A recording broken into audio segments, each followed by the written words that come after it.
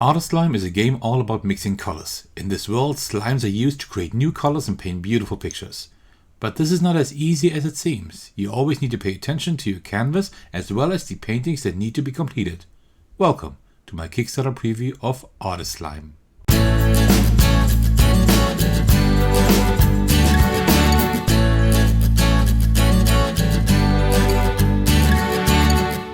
Hey everyone, this is Sir. Today I will be showing the game Artislime to you. As usual, I will guide you through its setup and gameplay first and then give you my review of the game. I will also include a brief overview over the solo mode.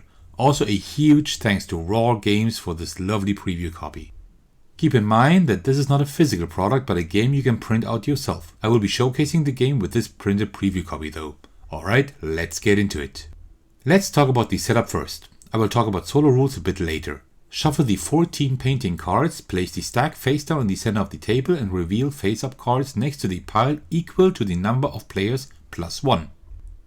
In a 2-player game, for example, you would reveal 3 cards. Then remove cards as follows, depending on the player count. For 2 players, only use 8 red, blue and yellow cards as well as 4 black cards.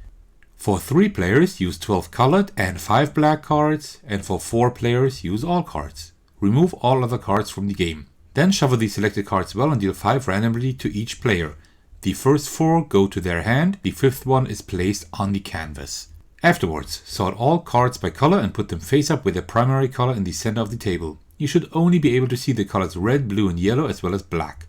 That already is the entire setup. You're almost ready to play, but first you need to determine the starting player. The game suggests you decide that randomly. But where's the fun in that? If you know my channel, you're probably expecting a better method. Luckily I got one. You choose one painting of your choice and print it out. The more complex the painting is, the better. Then you hand every player a sheet of regular printing paper and put coloring pencils in the center of the table. It doesn't matter if they're sharpened or not. Then you set a timer to 1 hour.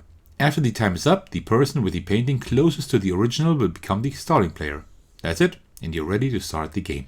The main objective of the game is to place slimes of various colors and specific constellations on your canvas to be able to obtain these paintings here. You can choose how long you would like the game to be based on player count. For a 2-player game with regular length, you would, for example, play until one person has claimed 4 paintings. For your first game, I would recommend a short or regular game. On your turn, you go through these following 3 steps. Playing slime cards, mixing slimes and obtaining paintings as well as taking cards to finish your turn. On your turn, you go through these following 3 steps. Playing slime cards, mixing slimes and obtaining paintings as well as taking cards to finish your turn. Let's go through all these options now. First, you must play 2 or more slimes of the same color from your hand and place them on one side of the row on your canvas, either left or right. Then you may activate the effect of the furthest slime on the side you just placed the slimes. In this example, I'm playing 2 blue slimes.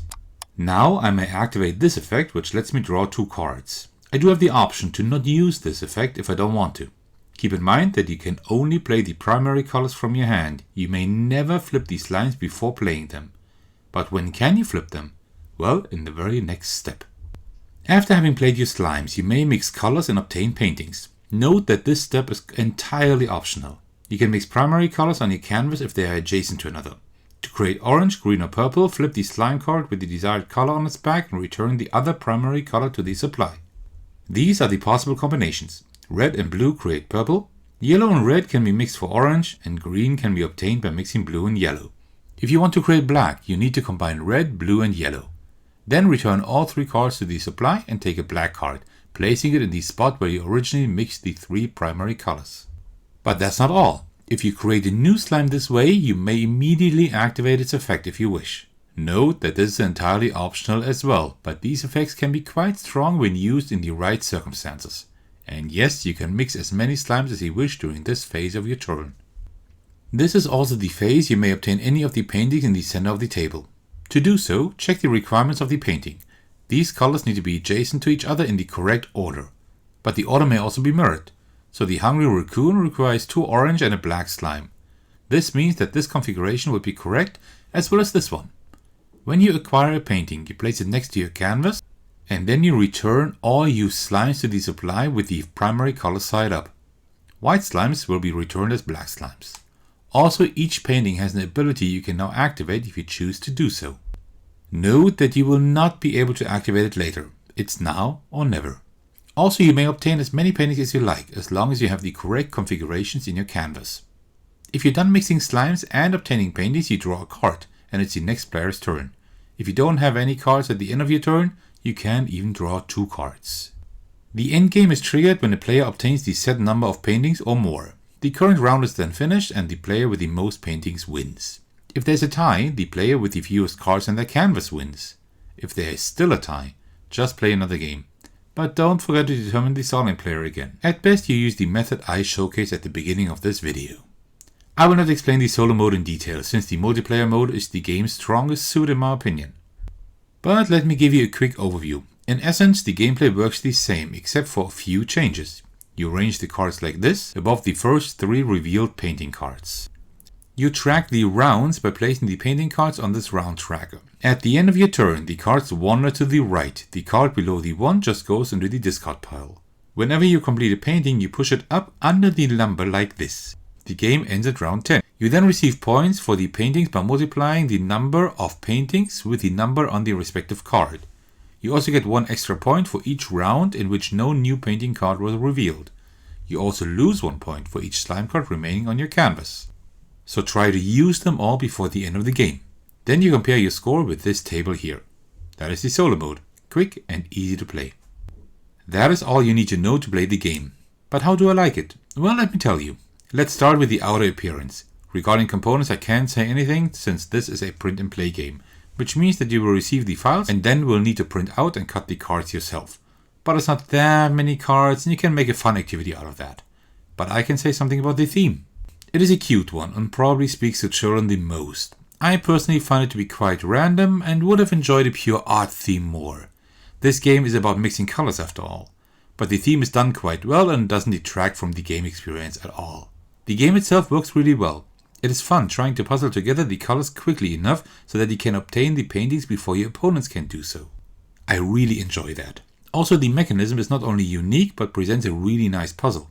I enjoy this, but for some people this might be too puzzly and very prone to analysis paralysis. You can definitely take your time trying to analyze the next moves.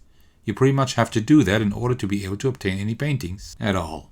Maybe an easy mode would have been good that allows you to maybe move 1 slime instead of putting down 2. This way you would be able to rearrange some of your slimes at the cost of not being able to play new ones. The solo mode works well and plays quickly. I definitely found it hard to get a decent amount of points. The issue is that the painting cards move too quickly and you have no way of getting a painting card with the value of 3 unless you're lucky.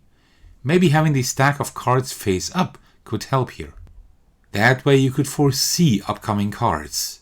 Also, unfortunately, there's no AI but a scoring mode instead. I suggest you set a specific number of points you need to reach at least so you have a win-loss condition. Then again, the scoring mode does work if you just try to beat your own personal best each time you play. In essence, while the solo mode is pretty good, I'd rather suggest the multiplayer game. I found the setup to be slightly cumbersome since you need to sort the colors first for the amount of players, then shuffle the cards to distribute cards randomly to the players and then put them back in order again. It works, but it does make the setup a little bit longer than it needs to be. All in all, I really did enjoy my time with the game and will definitely bring it to the table again. RAWR Games came up with a really unique, brainy and fun puzzle that is a bit different each time you play. If you enjoy such small puzzly card games, I definitely suggest you follow the campaign and maybe even back it. Be aware that you will have to assemble the game yourself, but the game itself is very inexpensive. Although I would recommend the multiplayer game more, it might be even worth forgetting it for the solo mode if you're interested enough in the gameplay. Congratulations, you made it to the very end of my review of Artislime. I want to thank all of you for your support. Especially I'd like to thank my patrons who are generously supporting me on Patreon. The biggest thanks go out to Thagono for being the biggest supporter. I'm really grateful for that. If you would also like to support me on Patreon, feel free to check out the tiers over there. You'll find the link in this video's description. Well, thank you so much for watching this video. I really hope you enjoyed it. If you did, why don't you let me know by liking and commenting. You can also subscribe to my channel if you want to keep up to date with my future content. And if you want to join my Discord server to hang out with me and my community, I'd love to welcome you over there. Alright, thank you so much for watching. I will see you on the channel. Take care everyone, stay safe, and cheers.